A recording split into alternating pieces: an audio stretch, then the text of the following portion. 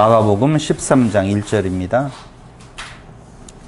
예수께서 성전에서 나가실 때에 제자 중 하나가 이르되 선생님이여 보소서 이 돌들이 어떠하며 이 건물들이 어떠하니이까. 예수께서 이르시되 네가 이 큰 건물들을 보느냐? 돌 하나도 돌 위에 남지 않고 다 무너뜨려지리라 하시니라.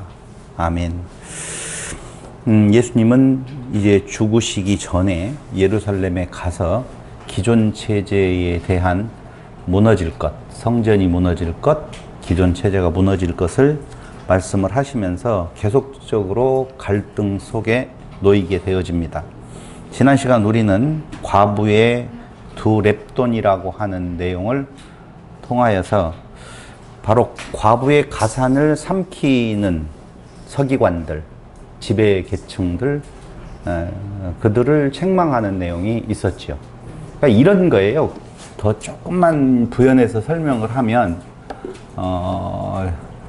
예수님께서 돈 넣는 헌금함에 헌금하는 것을 바라봐요.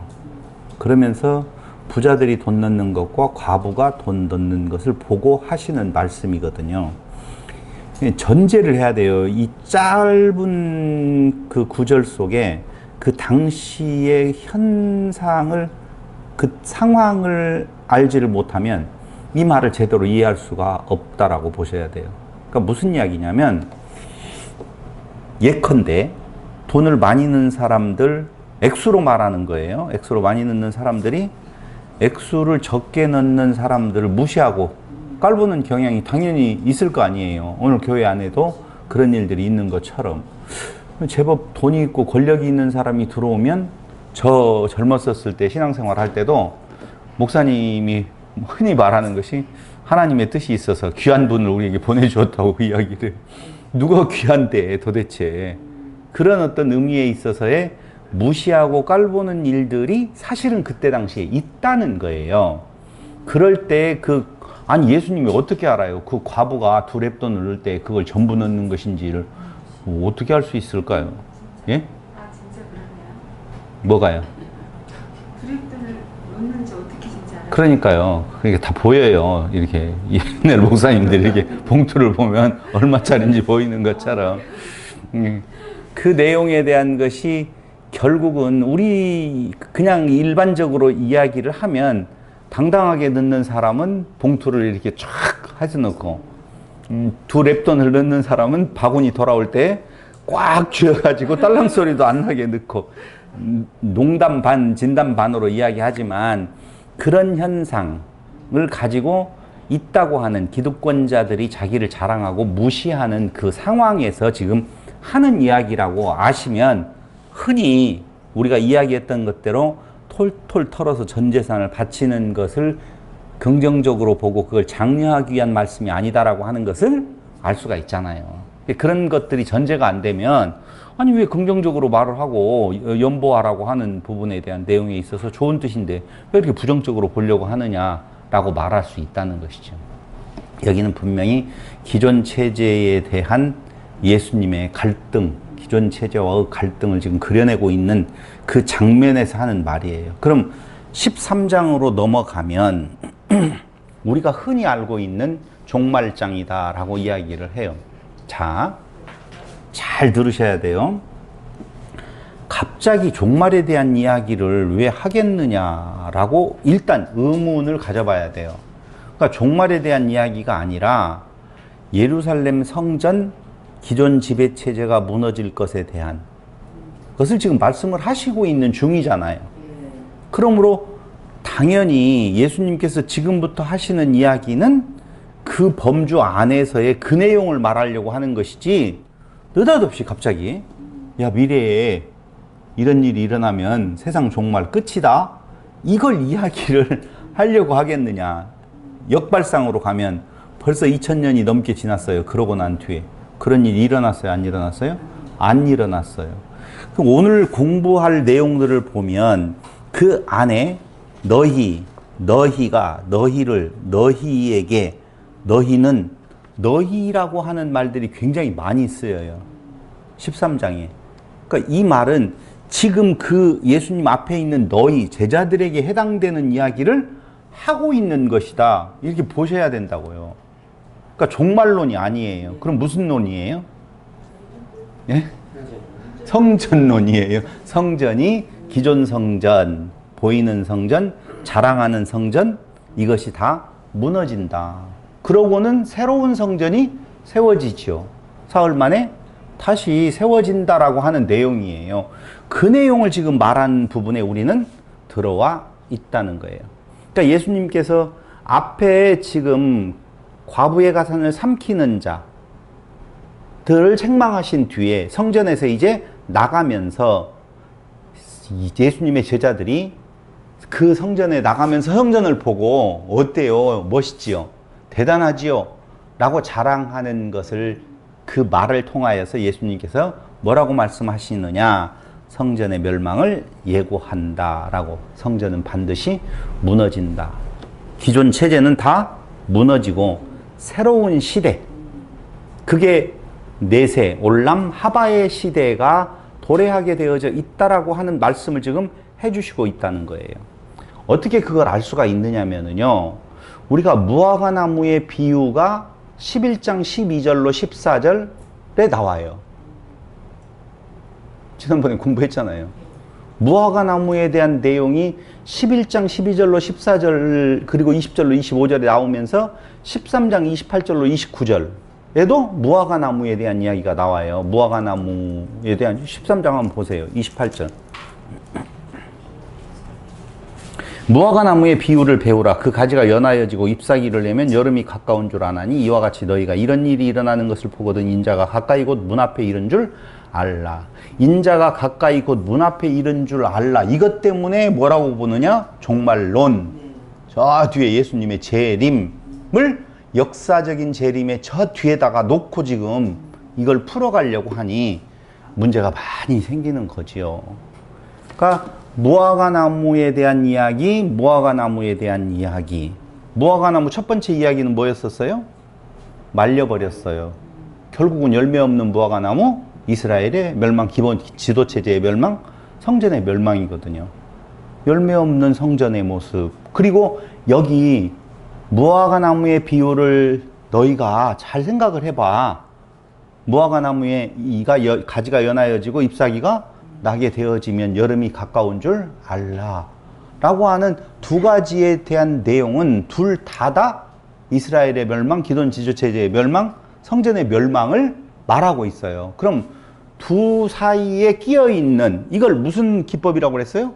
인클루지오, 봉투 기법이라고 그랬잖아요. 그 안에 담겨진 내용은 전부 다 무슨 내용을 말하는 거냐? 그렇죠. 예루살렘 성전의 멸망, 기존 지도체제의 멸망을 지금 말하는 내용이에요. 두 벽 사이에 있는 것은. 그 벽 사이에 있었던 내용이 바로 무슨 내용이냐? 권위 이야기. 두 번째로는 포도원 농부의 비유. 세 번째로는 가이사의 세금 이야기. 사두개인과 부활의 논쟁. 가장 큰 계명이 무엇입니까? 그리스도는 다윗의 자손인가? 아닌가? 과부의 두 렙돈 이야기. 모두 다 무슨 이야기다? 성전 무너진다. 기존 지도체제 무너진다라고 하는 이야기를 다 말하는 내용이라고요. 이제 쉽잖아요. 그 내용이 왜 그렇게 되어지는 건가? 그러니까 문학적 기법을 통하여서 이야기를 하려고 하는 것을 눈치를 못 채면 따로따로 이야기하면서 하고 싶은 이야기들을 거기에다가 담아서 목회자들이 그냥 갖다가 성도들에게 행위의 어떤 규범으로 가버리더라 라고 하는 것입니다. 그럼 지금까지 이야기했던 내용 13장 1절로 27절에 대한 내용은 간접적으로 성전이 무너질 것을 말했던 12장의 내용하고는 달리 13장에서는 이제 직접적으로 성전이 무너진다 라고 말해주는 내용을 오늘 우리가 공부하게 되어집니다. 성전은 반드시 무너진다. 성전을 자랑하는 자들에게 13장 됐죠? 그럼 처음에 시작할 때 이야기했던 것처럼 종말에는 이런 일들이 있다라고 하는 내용이 종말론에 대한 내용이 아니라 직접적으로 성전이 무너지는 때에 일어나는 일들을 지금 예고해 주고 있는 것이거든요. 우리는요, 이 13장을 이해하기 위해서는 당시의 시대 상황을 조금 이해해 볼 필요가 있어요. 왜 직접적으로 성전이 무너질 것을 예고하시는 건가? 어떤 상황이었기에 그러는 건가? 그 무너지기 위해서 하나님은 역사를 그렇게 주관해 가시는데요. 첫째는 수십 년 동안 경제는 피폐해지고 있었어요. 그렇겠죠, 당연히. 두 번째로는요, 유대인과 로마인들 사이에 정치적인 긴장은 고조되어 가고 있었고, AD 66년 여름에 예루살렘에서 드디어 로마를 향한 반란이 시작되어집니다. 이게 전국적으로 점진적으로 번져나가게 되어지지요. 그러면서 예루살렘을 지키고 있었던 로마 수비대가 있었는데, 그 로마 수비대가 완전 무장을 하고 엄청난 군병이 있었던 것은 아니었던 것 같아요. 적은 수비대가 있었는데 그들을 다 죽여버립니다. 그래서 로마인들을 죽이고 군병을 죽이고 로마인들을 예루살렘에서 강제로 추방시키고 난 뒤에 이스라엘 사람들은 일시적으로나마 로마의 지배에서 벗어나게 됩니다. 그때가 주 몇 년부터 몇 년 사이에 일어난 일이라고요? 66년부터 멸망당하기 70년 사이에 일어나는 일들이에요. 이런 상황이 오니까 로마는 67년 여름 예루살렘에 대한 재정복에 나서게 되어집니다. 이때 재정복에 나서서 결국 70년에 예루살렘 함락이 되어지는데 누구에 의해서 함락이 되어지냐면 우리가 잘 알고 있는 티투스에 의해서 함락이 되어집니다. 그 아버지가 예루살렘 정복에 나섰다가 로마에서 황제가 죽고 난 뒤에 세력 싸움이 일어나니까 그 아버지는 로마로 회군을 하게 돌아가게 되어지고 그 아들에게 결국은 예루살렘 정복을 맡기게 되어지는데, 티투스는 오래 기다리지 아니하고 70년대에 그들을 진멸을 시키는 이유는 자기 아버지가 황제가 되기 위해서는 전과가 필요했었던 것으로 보여집니다. 어쨌든 이 과정에서 유대인들은 로마에 강력하게 저항하지만 결국 AD 70년 티투스 장군에 의해서 예루살렘은 함락당하고 사람들은 학살당하였으며 성전은 철저히 파괴가 되어집니다. 예수의 제국이라는 책에 이렇게 기록되어져 있습니다.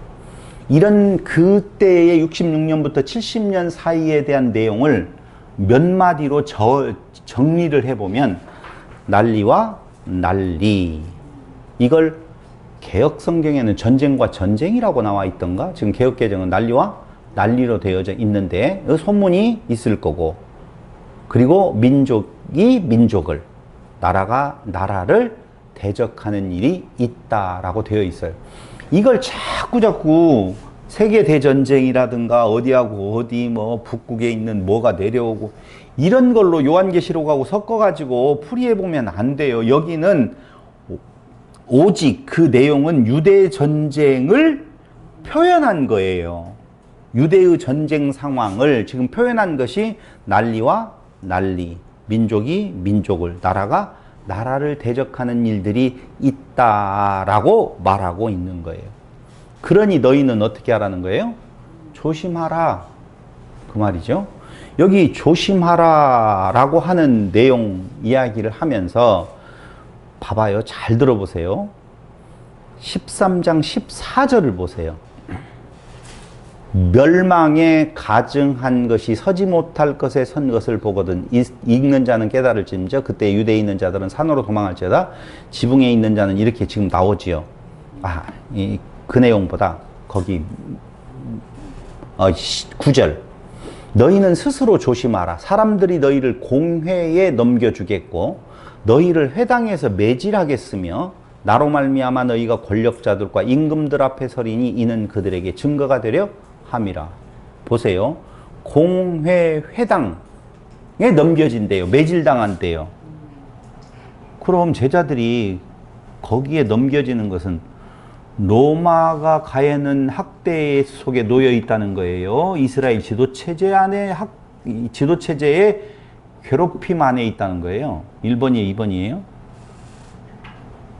질문 죄송해요. 자, 다시 할게요. 너희를 지금 어떻게 되어진다? 너희는 스스로 조심하라. 사람들이 너희를 공회에 넘겨주겠고 너희를 회당에서 매질하겠으며 나로 말미암아 너희가 권력자들과 임금들 앞에 서리니 이는 그들에게 증거가 되려 함이라. 어떤 상황이에요? 유대인들 안에서 일어나는 환난과 핍박이에요? 로마에게 당하는 환난과 핍박이에요? 유대인들에게 당하는 거예요. 공회와 회당은 유대인들의 조직체예요.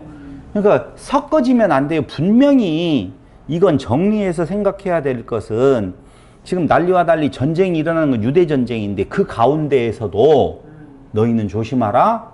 왜냐하면 너희 동족 안에서 너희를 핍박하는 일이 있다라고 하는 내용이에요. 왜 핍박을 할까요? 사상이 달라. 그렇죠. 사상이 달라서 그래요. 어떤 사상이 다르냐? 로마하고 지금 전쟁을 하고 있는데 예수 안에 있는 자들은 로마하고의 전쟁에 관심 없어요. 있었으면 예수님께서 피하지 말고 싸우라고 하지 도망가라고 안 하거든요. 이해됐어요? 그러니까 성전은 당연히 무너져야 될 거예요.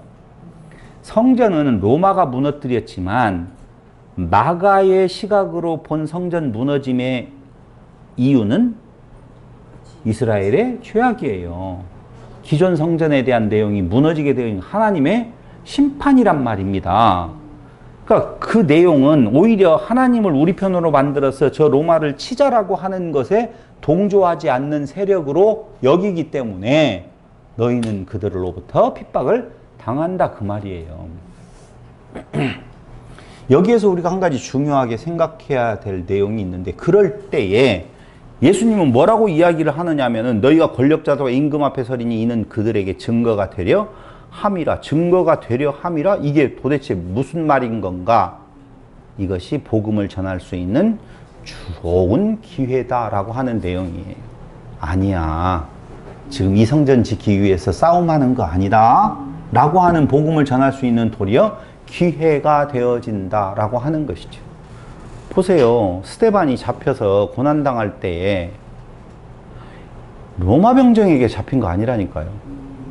그러면 그때에 스데반은 다른 거 그 일이 올 것을 위해서 뭔가 말을 준비한 것이 아니잖아요. 그때 성령의 역사로 말미암아 할 말을 주는데 그 말이 무슨 말이에요?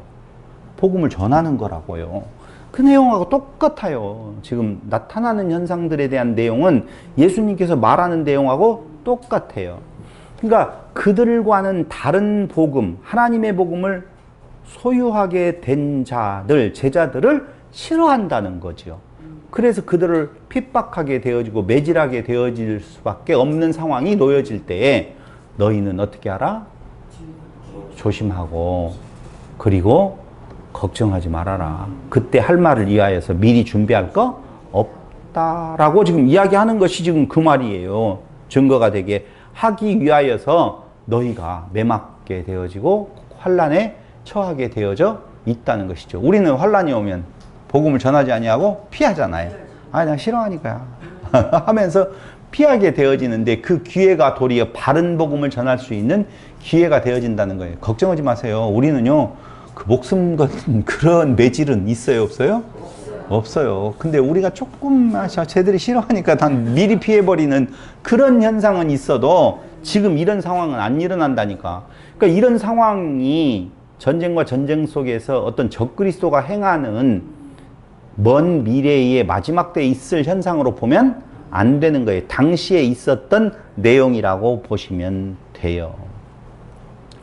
그래서 결국 스데반과 예수님의 제자들이 그 죽음의 위협에서도 담대히 복음을 전했던 것은 바로 요 이야기에 대해서 근거를 두고 나타났던 결과라고 보시면 돼요. 그러니까 예수님도 싫어하잖아요. 그들이.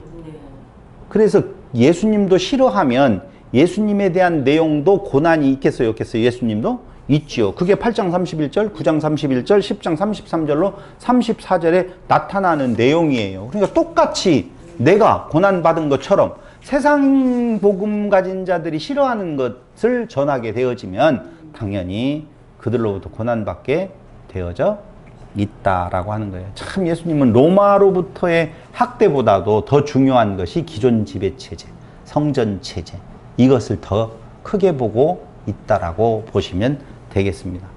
그러므로 13장 5절로 37절은 세상 종말에 관한 내용이 아니에요. 정확하게. 세상 종말에 관한 내용이 아닌 13장 4절에 나오는 제자들의 질문에 대한 답이에요. 제자들이 무엇을 질문했어요? 성전이 무너지는 일에 관한 질문을 한 거예요. 이런 일, 이스라엘의 멸망, 옛시대. 그러니까 무너지는 일이 언제 일어납니까? 그리고 어떤 징조가 있습니까에 대한 대답이란 말이에요.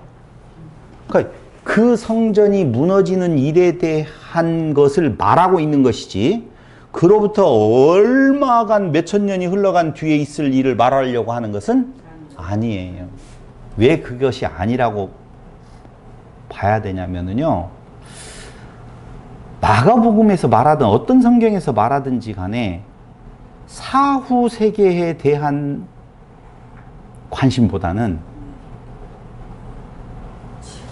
지금 새 피조물로 우리가 거듭나고 난 뒤에 현재의 삶에 대한 내용이 굉장히 강조되어지는데, 우리 성도들은요, 지금 삶보다는 어느 쪽?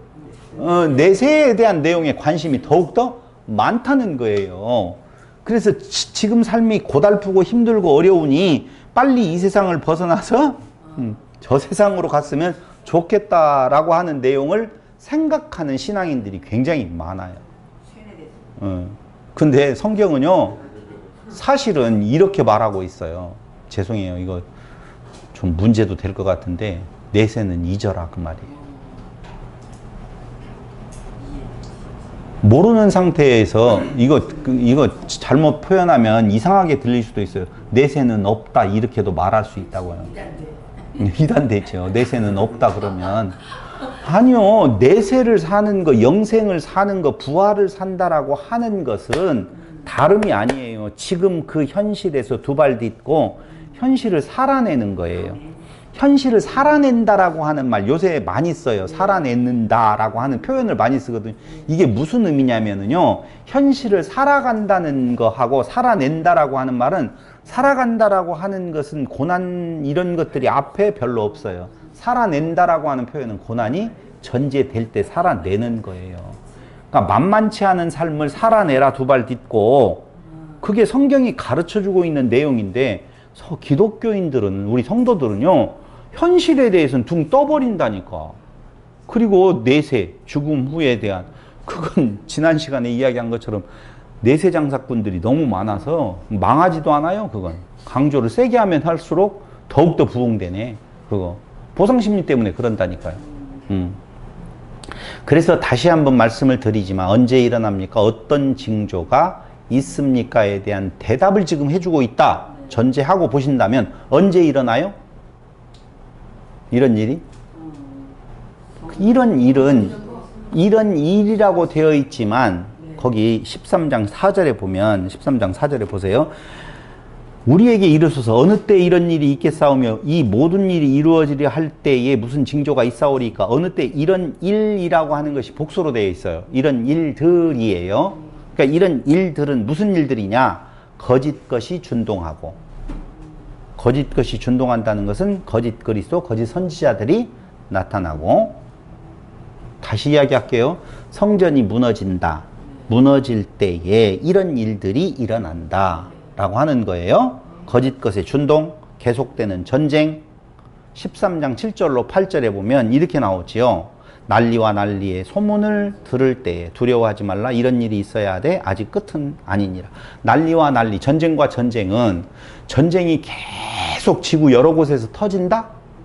그런 말 아니에요. 그럼 뭔 말이냐면요, 우리가 어떤 일이 일어날 때 난리 났어 그렇게 표현하죠.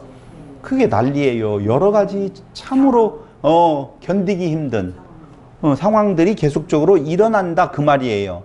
그러니까 전쟁과 전쟁이라고 표현되어졌던 번역을 이번에 개역개정에서 난리와 난리라고 그렇게 굳이 번역을 바꾼 것은, 그 전쟁이라고 하는 것이 세계 3차 대전을 자꾸 상상을 하니까 그게 아니고 이런 일들, 전쟁과 같은 여러 가지의 일들이 일어난다라고 하는 표현이거든요. 그리고 13장 9절로 13절에서는 제자들이 핍박받는 일이 일어난다라고 하는 거예요. 네 편이야, 내 편이야. 너 로마야, 아니면은 우리 반란군에 같이 낄 거야 라고 하는 일들이 일어난다는 것이죠. 네 번째로는요, 멸망에 가증한 것. 그것을 어떻게 표현하고 있느냐? 다른 복음서에서는 예루살렘이 적들에게 둘러싸이는 것이 서지 못할 곳에 서는 일이라고 표현하고 있어요. 13장 14절이죠. 이건 어떤 이야기냐면요, 다니엘 9장 27절, 11장 31절, 12장 11절에 대한 내용을 인용해서 말하는 건데, 그건 우리가 이 주전 그때 그 성전에 돼지표를 뿌렸던 에피파네스에 대한 내용에 대한 내용을 가지고 와서 그거와 비슷한 일이라고 하는 의미에 있어서 성전이 어디에 둘러싸여요? 로마에 의해서 둘러싸이는 것을 보거든 이라는 말이에요. 이런 일들이라고 하는 내용들이 일어나면 바로 그때다라고 하는 거지요. 그때다. 그럼 그 일은 그때 일어났어요? 앞으로 일어날 거예요? 일어났어요. 근데 여기에서 우리가 알아야 될 것이요. 5절 보세요. 예수께서 이르되 너희가 사람의 미혹을 받지 않도록 주의하라. 누구가? 너희가. 누구예요? 제자들과. 그때 그 사람들이에요. 너희가 조심하라 그랬어요.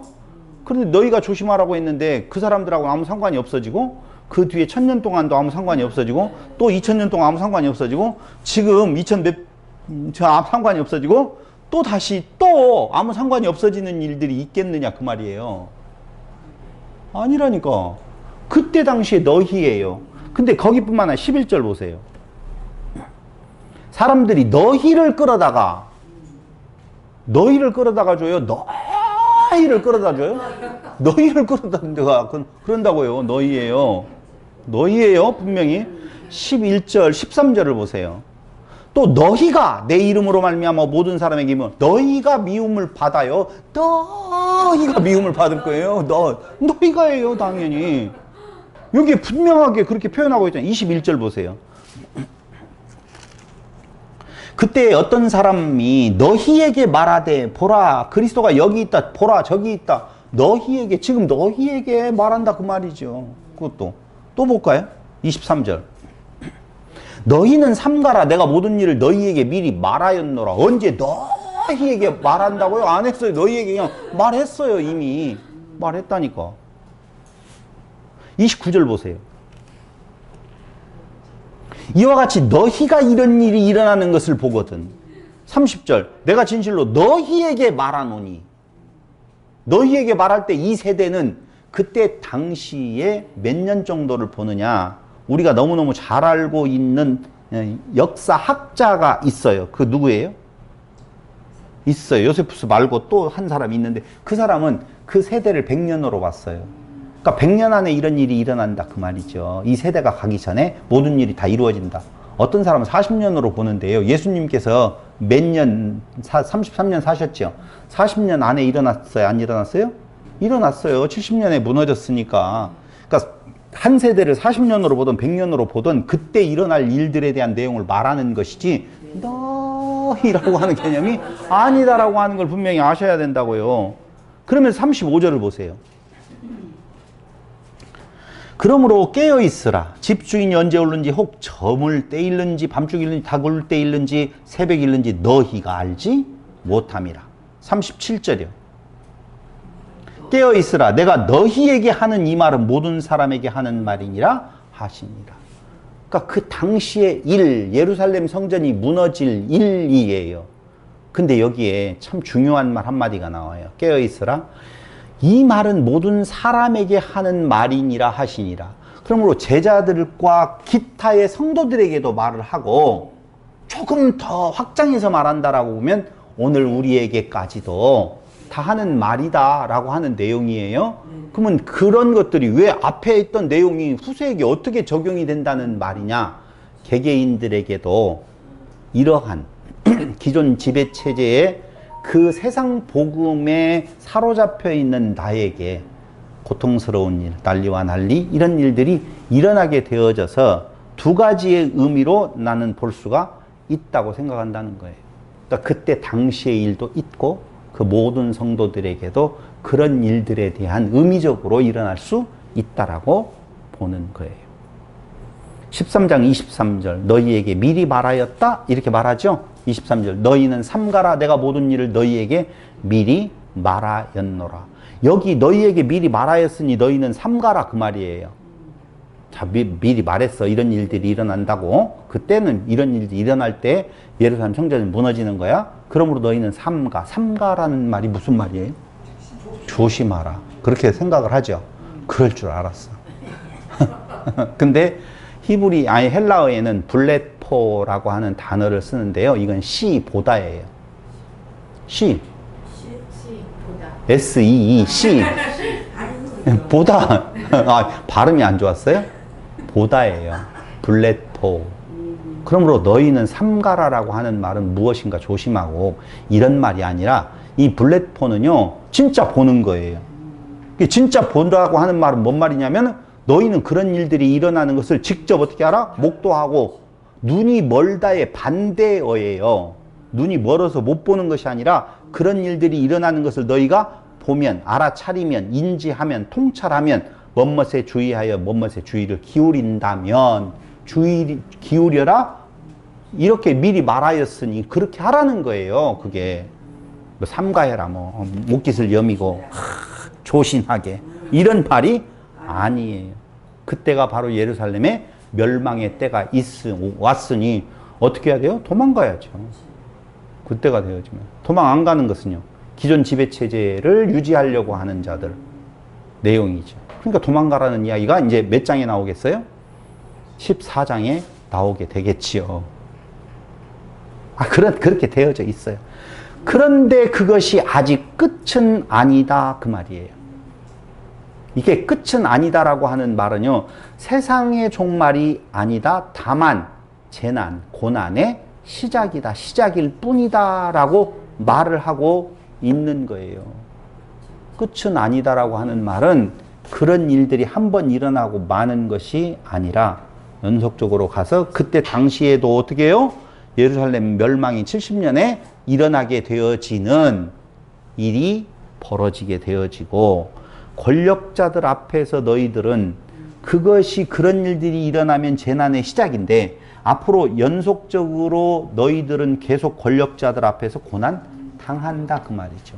예수님도 당하셨죠. 세례 요한도 당했지요. 제자들도 당하지요. 시작. 우리들도 당하지요. 무서워요? 무서울 거 하나도 없어요. 깨어 있으면 돼요. 현상들을 보고 진짜 그렇구나 라고 되어져 있으면 그게 오히려 예수가 그리스도인 것에 대한 확신이고, 기본 지도체제는 무너지게 되어진다라고 하는데요. 성전은 무너지고 참 성전 되시는 그분 안에서 우리가 성전으로 지어져 가는 아름다운 일들의 시작으로 보시는 것이 오히려 더 좋겠죠. 그러므로 유대 전쟁은 재난의 시작, 세상 복음과 하나님의 복음의 갈등, 그것은 계속되어진다라고 보시면 돼요. 오늘날까지도.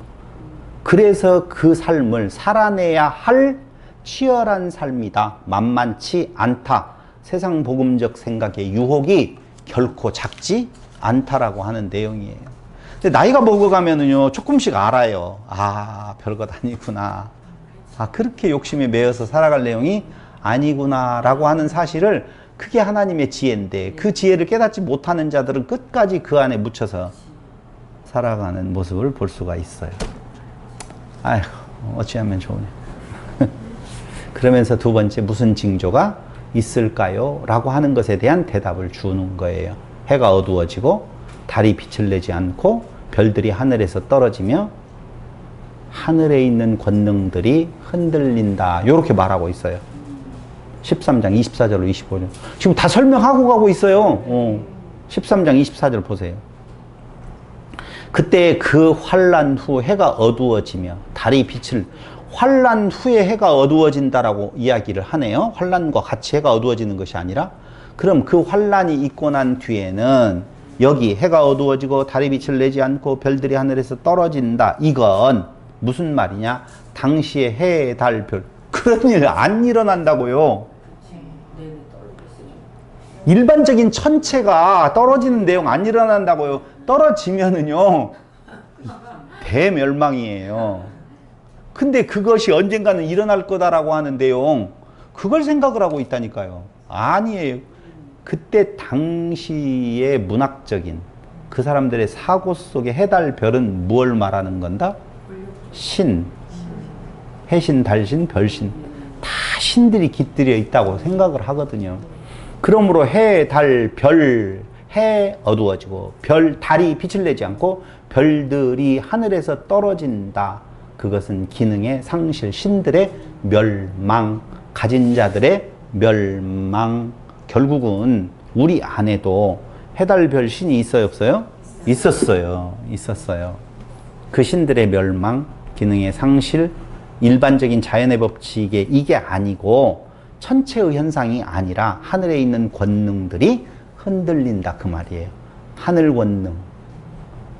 그러니까 그 성전을 중심으로 해서 애헴하고 높은 자리에 앉아있는 자들의 권능들이 다 흔들리게 되어져 있다라고 선언하고 계시는 거예요. 그런 일들이 저 위에 떨어질까 생각을 하고 밤새 연구하고 깨어 있어서 떨어지면 어디로 피하려고 해요? 피할 것이 어디가 있어요? 산으로 피하면 안 죽어요? 살아남을 길 없어요. 정치적인 이야기를 하려다가 말았어요. 조금만 할게요. 오염수를 뿌려가지고 그것만 가지고도 지금 세계가 난리 법석이잖아요. 천체가 떨어지는 일은요. 그거하고 비교할 수 없는 거예요. 근데 그런 일들이 일어날 거로 생각을 해요. 하늘을 쳐다보는 거 말이 안 되는 것들이에요. 마가복음 13장 26절에 뭐라고 나오느냐? 그때의 인자가 구름을 타고 큰 권능과 영광으로 오는 것을 사람들이 보리라. 요것 때문에 이제 오해와 혼돈을 해요. 그런 일들이 막 세계 우주 천체가 막 난리가 나가지고 있었을 때 인자가 짠짜자잔 하고 내려오는 걸로 읽히지요. 부활절날 다 가서 우리 운동장에 가가지고 몇천 명 모여가지고. 말이 안 되는 이야기예요. 그럼 이게 무슨 말일까요? 여기 나와 있잖아요. 인자가 구름을 타고 큰 권능과 영광으로 오는 것을 사람들이 보리라 그 말이잖아요. 그렇게 나와 있잖아요. 이것이 무슨 말이냐면요, 최종적인 인자의 승리에 대한 모습을 지금 보고 있는 거예요. 그러면 어떻게 그게 승리의 모습이냐? 그때 인자가 구름을 타고 큰 권능과 영광으로 오는 것을 사람들이 보리라. 마태복음 24장 29절로 31절도 역시 같은 구절인데 상황을 놓고 보면 조금 더 자세히 나와서 집에 가서 찾아보시도록 하고, 여기 오는 것을 보리라 이것 때문에 이제 혼돈을 하는 거예요. 다 기다려. 그럼 오는 것이라고 하는 단어는 도대체 무슨 단어냐? 엘코마이라고 하는 헬라어거든요. 엘코마이.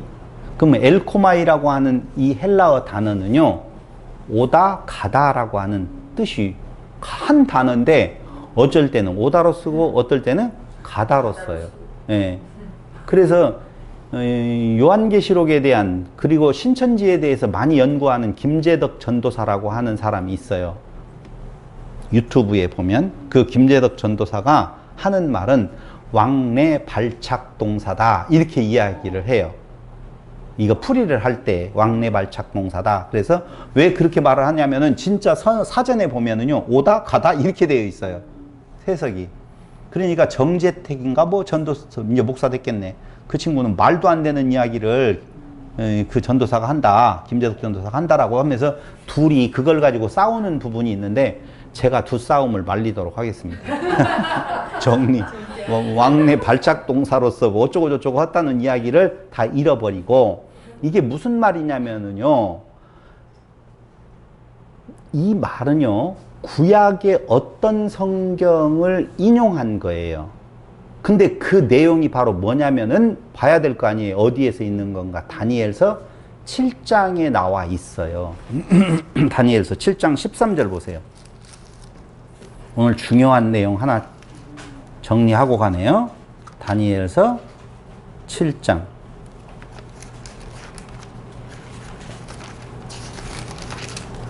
왜 이렇게 안 나오냐? 봤죠?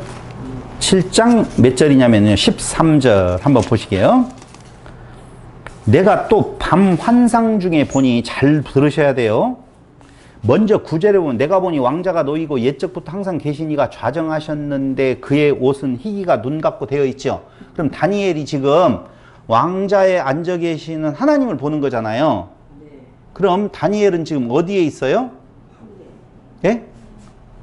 보좌 옆에 있잖아요. 지금 보좌 앞에 있든지 보좌에 있어요. 땅에 있지 않아요. 저를 보시고 땅에 있지 아니하고 하나님과 같이 있다고요. 지금 전제해야 돼요. 그런데 그 자리에서 보니 13절 내가 또 밤 환상 중에 보니 인자 같은 이가 하늘 구름을 타고, 하늘 구름 나오네요. 구름 타고 오시리라. 보니 와서 옛적부터 항상 계신 이에게 나와 그 앞으로 인도되매. 어떻게 해서? 와서. 거기 그렇게 돼 있잖아요. 와서 안 보여요 글자? 보이잖아요. 와서. 가서예요? 와서예요? 와서예요. 그러니까 내가 하나님 보좌에서 지금 옆에서 보고 있어요. 그러니까 예수님께서 어떻게? 대관식을 위해서 구름을 타고 어떻게 했어요? 왔다 그 말이에요. 와서 라고 하는 거예요. 근데 만약에 그 다니엘이 거기에 있지 아니하고 땅에 있으면 어떻게 해요? 가서가 되겠죠. 아, 예수님께서 왕위를 받으러 지금 하나님 앞에 가는데 땅에서 보면 가시네, 하늘에서 있으면 오시네. 이제 이해됐어요? 와서? 자, 이해 됐죠? 이해가? 그 구절을 똑같이 지금 이야기를 하는 거예요. 그러면서 한번 보세요. 내가 또 밤 환상 중에 보니 여기 다니엘이 있는 장소, 어디에서 이 광경을 보고 있는가가 굉장히 중요해요. 그 기준이. 그래서 그 구절을 뭐라고 말한다고요? 와서 옛적부터 항상 계신 이에게 나와 그 앞으로 인도되매 그에게 권세와 영광과 나라를 주고, 이제는 대관식이에요. 모든 백성과 나라들과 다른 언어를 말하는 모든 자들이 그를 섬기게 하였으니 그의 권세는 소멸되지 아니하는 영원한 권세요 그의 나라는 멸망하지 아니할 것이니라. 자, 그걸 이제는 뒤로 하고 앞으로 또 가겠습니다. 마가복음에 가세요. 마가복음 13장 27절. 또 그때 그가 천사들을 보내어, 이렇게 나오는데 26절. 그때 인자가 구름을 타고 큰 권능과 영광으로 오는 것을 사람들이 보리라. 보세요. 어떻게 되고 있다고요? 지금 사람들이 지켜보고 있는 거예요. 이해돼요? 잘 생각을 하셔야 돼요. 지금 되어지고 있는 성전이 어떻게 된다? 망한다, 무너진다. 새 성전이 지어진다. 그럼 예수님께서 다시 살아날 부활에 대한 이야기를 말씀을 하고 계신다고 그랬잖아요. 그럴 때 예수님은 그 새로운 성전의 주인으로서 대관식, 왕위를 받아야 될 거 아니에요. 근데 그 받으려고 보면은 어떻게 한다고요? 하나님께로 가지요. 그런데 하나님의 입장에서 보면 오잖아요. 이해돼요? 그러니까 여기 말하고 있는 26절에 인자가 구름을 타고 큰 권능과 영광으로 오는 것을 사람들이 보리라. 어디 앞으로 오는 거? 하나님 앞으로 오는 것을 본다 그 말이에요. 땅에 의해서 보면 하나님께로 가는 것을 본다 그 말이에요. 누구에게로 오고 가느냐라고 하면 하나님 앞으로 오고 간다, 이렇게 보셔야 된다고요. 무엇하러? 대관식, 왕권 가질러. 옛 성전 무너지고 새 성전이 이루어졌을 때 그 성전의 왕으로서의 그 권한을 받으신다라고 보셨을 때, 그건 지금 마가복음의 저자는 어떻게 보고 있다고요? 하나님 자리 옆에서 사람들이 오는 것을 본다. 옆에서 지금 오는 것을 보내. 대관식 하러. 이 말이지. 구름을 타고, 아까 똑같이 다니엘서에 구름을 타고라고 되어 있잖아요. 그러니까 구름을 타고 땅으로 내려오는 것이 아니라 구름을 타고 하나님 앞에 가서라고 하는 말이라고요, 이게. 그걸 이제 이런 상황에 대한 내용을 잘 이해를 못했던지 아니면 설명을 좀 덜 했던지 그 김재덕 전도사는 왕래 발작봉사, 여기에서는 오는 거라고 표현하지 말고 가서라고 해야 된다. 가는 것을 보리라. 이렇게 해석을 해야 된다고 말을 하는데 괜찮아요, 오는 거. 아까 다니엘서에도 온다고 그랬어요? 간다고 그랬어요? 온다고 그랬잖아요. 온다고. 해석이 좀 되어졌으면 좋겠어요. 예, 이거 구름을 타고 오는 거 이렇게 그걸 말하는 것이 아니라 하나님 앞에 지금 나아가는 것. 결국은 이 말의 의미는 어린 양 예수가 승리하셨다. 옛 성전 무너지고 새 성전의 주인 되신다 라고 하는 것을 말하려고 하는 것이지, 저 훗날 언젠가 갑자기 예수님께 생각이 나가지고 내가 2000년 3000년 뒤에 이렇게 내려갈 텐데 그때 볼 거야, 그런 거 절대 아니에요. 그때 그 환난 후 어두워지며 다들 그때 인자가 구름을 타고 큰 권능과 영광으로 오는 것을 사람들이 보리라 라고 보시면 돼요. 또 그때에 그가 천사들을 보내어 자기가 택하신 자들을 땅 끝으로부터 하늘 끝까지 사방에서 모으리라. 이것도 뭐라고 생각을 하시냐면은, 아니 사방에서 모으는 일이 그때 일어나요? 계속적으로 일어나고 있어요? 일어나고 있어요. 왜냐하면 왕위로서 이제 대관식을 했으니 왕의 나라가 성장해 가야 될 거 아니에요. 그러니까 그 이후에는 계속적으로 사람들이 몰려오고 복음을 전하는 일들이 일어나게 되어 있다. 무슨 복음? 하나님 나라의 복음이. 그런 거라고요. 이게 단순한 이야기인데 아주 무슨 종말론에 구름을 타고 언제 오시려나, 하늘이 무너지고, 이미 무너져서요 별이 떨어지고 난 뒤에는 오신 거 볼 수도 없어요. 다 죽었어요. 그런 거 있을 수 없다고요. 말도 안 되는 이야기예요. 고난 중에서 실망하고 낙심하고 절망하지 마. 하나님의 나라는 점진적으로 자라나는 거야 라고 예수님의 대관식의 장면을 말하면서 그들에게 힘을 주고 있다라고 보시면 돼요. 그러면서 이제 인클루지오 기법의 마지막 부분인 무화과나무의 비유를 이야기를 하는 것이 13장 28절로 37절에 대한 내용이에요. 무화과나무의 가지가 연하여지고 잎사귀를 내면, 이것을 뭐라고 표현하고 있냐면 인자가 가까이 온 것, 하나님께 와서 그로부터 권능을 물려받은 것, 그 말이에요. 인자가 가까이 온 것을 알라, 그 말은요 여기에 중요한 내용이에요. 보세요. 28절 다시 한번. 무화과나무의 비유를 배우라. 그 가지가 연하여지고 잎사귀를 내면 여름이 가까운 줄 아나니, 이와 같이 너희가 이런 일이 일어나는 것을 보거든 인자가 가까이 곧 문 앞에 이른 줄 알라, 이렇게 나오는데, 자, 여름 무화과나무 가지가 연하여지고 잎사귀를 내면이라는 말이 도대체 여름이 왔다는 말인데, 이 말이 끝하고 무슨 멸망, 예루살렘의 멸망과 성전의 멸망과 도대체 무슨 관계가 있느냐 하는 거예요. 봐봐요. 예수님께서 왕위를 받아가지고 이제 오시지요. 거꾸로 당연히. 그럼 오시게 되어지면 무엇은 망해야 되느냐? 성전은 무너져야 되고 망해야 돼요. 그런데 그걸 뭐라고 표현했냐면 무화과나무의 비유를 통해서 이야기를 해주고 있어요. 이 말은요 아모스 8장 1절로 3절에 대한 내용을 기초로 해서 말하는 내용이에요. 아모스 8장.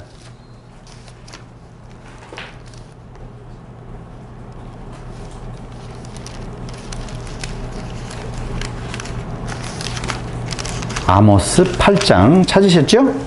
1절로 3절. 주 여호와께서 내게 이와 같이 보이셨느니라. 보라, 여름과일 한 광주리이니라. 여름과일 한 광주리를 보여줬어요. 그런데 그가 말씀하시되 아모스야, 네가 무엇을 보느냐? 내가 이르되 여름과일 한 광주리다 라고 해요. 여름과일 한 광주리 하매 여호와께서 내게 이르시되 내 백성 이스라엘의 끝이 이르렀은즉 내가 다시는 그를 용서하지 아니하리니. 그럼 여름 과일, 여름 무화과 한 광주리가 보였는데 그게 끝이다, 이스라엘의 끝이 이르렀다, 그 말이에요. 이게 무슨 말이냐면요, 이건 문학적인 기법인데요, 여기 여름이라고 하는 카이츠 단어와 끝이라고 하는 단어는 히브리 말에서 무슨 단어를 쓰는 줄 아세요? 케이츠를 써요. 카이츠하고 케이츠 비슷하죠? 네. 이게 여름이고 이게 끝이에요. 비슷한 단어를 통하여서 어떤 의미를 지금 말을 해주고 있는 것이라고 보시면 돼요. 동음이어를 통한 메시지를 전달해주고 있다는 거예요. 그러니까 인자가 가까이 온 것, 하나님께 와서 그로부터 권능을 물려받은 것은 현 성전 체제, 지배 체제의 종말을 말하는 거고, 여기 여름과일 한 광주리가 말하는 무화과 나무에 대한 내용, 연하여지고 잎사귀가 뭐 이렇게 되어지면 끝, 여름이 가까운 줄 알으라는 말은, 여름이 가까이 왔다는 말은 뭐라고요? 끝. 이스라엘이 아무리 그럴듯한 겉모습이 있다 할지라도 그건 그 여름의 그 끝을 맞이하게 되어져 있다. 성전 시대는 끝, 성전은 반드시 무너진다라고 하는 말을 해주고 있는 거라고요. 그런 일들이 언제 일어나요? 이 세대가 가기 전, 약 40년에서 100년 안에, 아까 그 역사가 헤로도투스예요.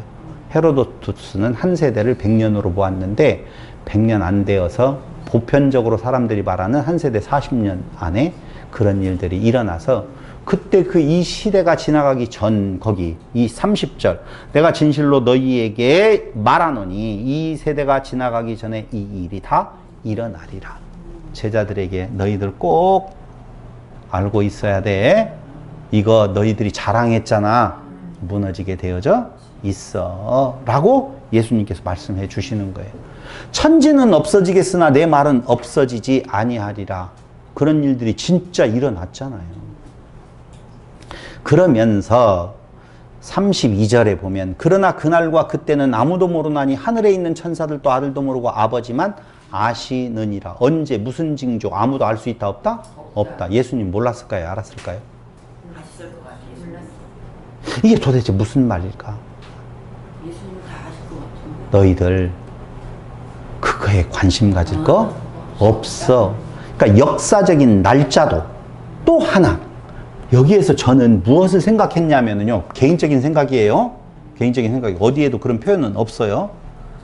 개인적인 생각인데, 역사적인 날짜도 알 수 없지만 개인적인 날짜도, 시간을 초월해서 일어나는 일들도 알 수가 없다는 거예요. 그러니까 모든 성도들에게, 아까 모든 성도들에게 그런 일들은 어떻게 일어나게 되어져 있다는 것이죠. 언제 무슨 징조가 있다고요? 아무도 모르는 일이야. 그러니까 너희는 어떻게?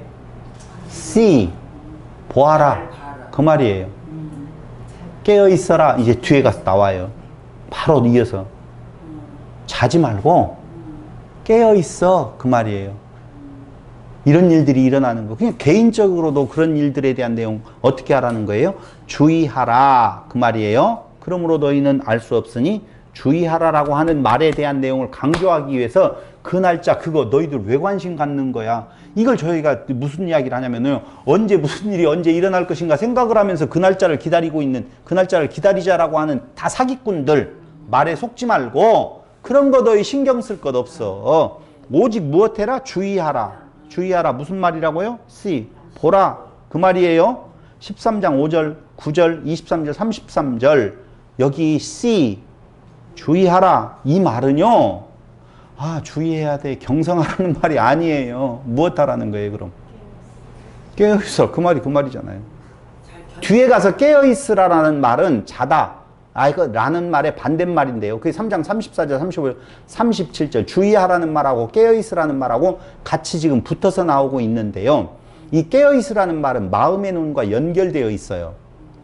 마음으로도, 어떻게 마음의 눈으로도 보아서 결단과 행동을 요구하고 있다고 하셔야 돼요. 붕 떠서 살면 안 돼요. 아니, 신앙이라고 하는 것이 붕 떠서 살아야지 진짜 신앙인같이 생각을 한다니까요. 골방에 들어가서 기도만 하고 있다든가 성경책만 드립한다. 그런 사람이라도 있으면 다행이겠다. 그런다든가 세상하고 등지고 자꾸 다른 어떤 도인들의 사는 삶을 살아야 되는 것처럼 말하고 있는데, 아니요, 여기 주의하라는 말은요, 결단하라, 행동하라 그 말이에요. 두 발 굳건히 좀 디디고 서서 그렇죠. 이 땅의 삶을 살아내는 거예요. 네. 아멘. 봐야 된다니까, 그런 일들이. 세상에 끝이 분명히 있잖아요. 다 망하잖아요. 이 만몬이라고 하는 것도 결국 다 끝나잖아요. 그 영원할 것이 하나도 없다라고 하는 거 우리가 볼 수 있잖아요. 그렇다면은 지금 우리 있는 자리에서 이 삶을 나에게 허락해 주신 그분의 그 은혜가 지금 나에게는 최선의 삶이다라고 하는 내용을 갖고 지금을 살아내는 거라니까요. 근데 자꾸 내세에 대한 내용을 강조하면서 올 내세에 대한, 내세는 이미 왔다니까요. 올람 하바라고 하는 의미에 있어서 그 삶을 지금 살아내는 거라고요. 근데 어떻게 살아내요? 걱정과 염려 없이. 걱정하지 마. 내가 다 할 말 줄게. 그 말이거든요. 그래서 하는 거예요. 열심히. 성령 안에서 깨어 있음. 하나님의 복음 안에서 시공형에 갇힌 나. 에고를 바라보는 자세에서 이제는 행동하라는 거예요. 내 안에 머물러 있으면, 내 안에 갇혀 있어 버리면요, 아무것도 안 보이고 사는 삶이 지옥이지요. 그게 지옥이 땅 지자에다가 가도록이잖아요. 그러니까 땅에 갇혀 있으면은요, 세상 복음에 갇혀 있으면 그게 지옥이라고 말을 한다고요. 시와 때에 매이지 않고 오늘을 충실하게 살아내는 것, 아직 오지 않은 미래를 기다리거나 미래에 매이지 않고 매일의 순간을 이 생의 마지막 삶처럼 사는 것, 이것이 예수님께서 말하는 진정한 그리스도인의 삶이다, 마가복음의 삶이다, 마가복음의 신학이다 말할 수 있는 거예요. 죽음 뒤의 일은 다 같이 시작. 던져버려라. 장사꾼의 말에 속지 말아라. 또 이렇게 말하는 사람, 그럼 죽음 뒤에 아무것도 없다는 거예요? 그렇게 말하지 말라고요. 제발이지. 저는 그걸 말하는 것이 아니에요. 그건 하나님의 권한에 있어요, 지금. 하나님의 권한에 있는 일을 왜 내가 미래도 알지 못하게 했다라고 하셨는데, 오늘 살아있는 날들에 미래도 알지 못한다라고 하셨는데 죽은 뒤의 일을 왜 내가 알려고 하느냐고요. 그건 마약 맞는 거나 똑같다니까요. 왜 마약을 맞고 살아가요? 그거 아니어도 우리에게 있어서는 삶의 원동력이 될 만한 복음의 가치가 있잖아요. 계명은 뭐라고요? 갑자기 이렇게 말해서 죄송해요. 계명은 뭐라고요? 하나님 사랑, 이웃 사랑.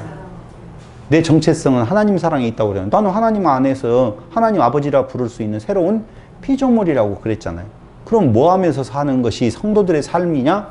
이웃을 사랑하며 사는 거예요. 이웃을 사랑하는 게 또 무슨 항목을 말해달라고 하지 말라고 그랬잖아요. 그냥 알아서 살아요.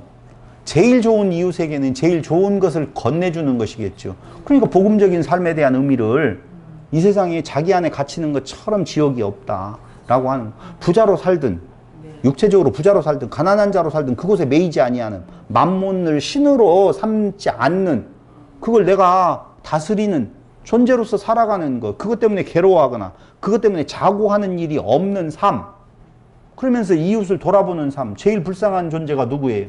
복음을 알지 못하고 세상 것에 취해서 세상 것을 향하여서 살아가는 노예된 자들을 향하여서 그게 아니다라고 복음을 전해주는 것만큼 이웃사랑이 어디가 있냐 이거죠. 지금의 신학, 지금의 삶, 이것이 마가복음의 신학이지. 지금. 뭐 황금, 소금, 지금이래요. 진짜 중요한 것이, 제일 중요한 것이 뭐예요? 지금. 지금. 근데 지금 삶을 던져버리고 황금을 쫓아가는 그런 삶이 되어져서는 아니 되겠죠. 황금만 쫓아가면 그나마 좀 다행이에요. 뭘 쫓아가요? 영생을 쫓아가. 영생을 쫓아가지 말라는 말이 아니에요. 영생은 다 하나님 안에 있어요. 주관 안에. 그러니까 그건 우리를 지금 살아내는 것에 하나님께서 말씀하시는 내용이 아니에요. 영원한 생명, 영생을 가진 자로서 지금 두 발 딛고 사는 거예요. 열심히 살자고요. 최선을 다해서 살자고요. 죽기 살기로 살자고요. 그러면 돼요. 뭐가 부러워요? 부러워요? 엄청 부러워요? 누가? 저기 미국의 백만장자? 아니야. 부러워할 거 없어요. 그 삶을 살아내는 마가복음의 신학이 우리들의 신학이 되기를 바라면서 오늘 말씀 마치겠습니다. 기도드리겠습니다. 고마우신 아버지 하나님, 오늘 우리에게 귀한 말씀으로 오늘을 살 수 있는 힘을 더하여 주신 것을 감사드립니다. 없는 것에 대한, 갖지 못한 것에 대한 에고, 나의 욕망을 채워가는 신앙이 아니라 오늘 우리에게 허락해 주신 새로운 삶, 올람 하바를 살아가는 성도들이 되게 하여 주시기를 예수님의 이름으로 기도드립니다. 아멘.